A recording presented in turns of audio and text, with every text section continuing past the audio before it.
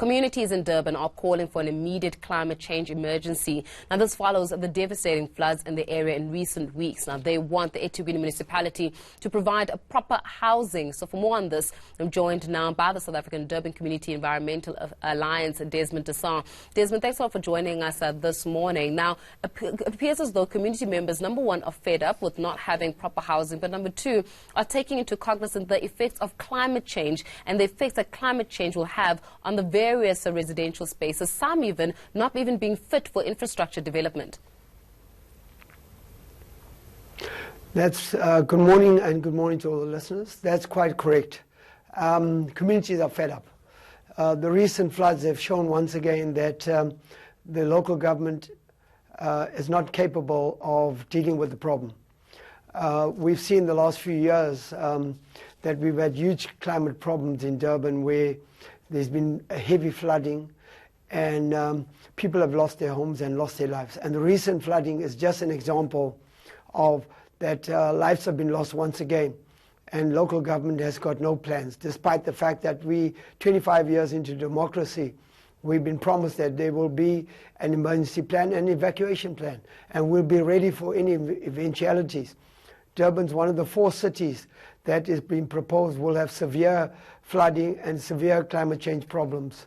And despite all the science that informs our city, the decisions that are made at the local level is not adequately enough to deal with the problems that we're experiencing.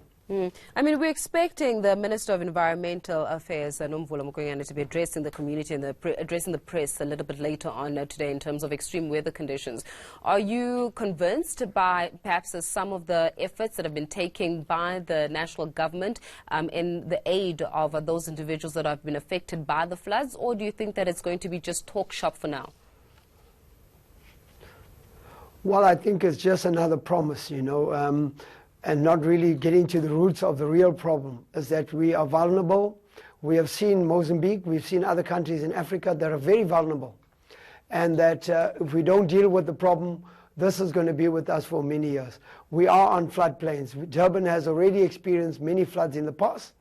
And once again, we are not ready at all. We don't have the necessary resources adequately to address these problems.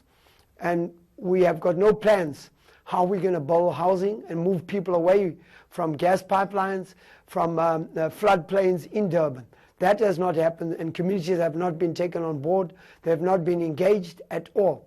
So I think if the minister comes, she needs to come with a plan of saying, well, by a certain date, that we will be able to sit down together with her and her department, all government officials, so that we can adequately address the necessary issues that will be required to build housing away from floodplains, and also to adequately take care of how do we deal with what are the early warning signs that will be provided in the case of emergencies when it does occur. This is something that is very serious. We can't wait for another incident where 70 people have to die before there's an action from government. We need to sit down and be proactive now, and we are appealing to the government to come forth and work with people in the know so that we have these plans in place.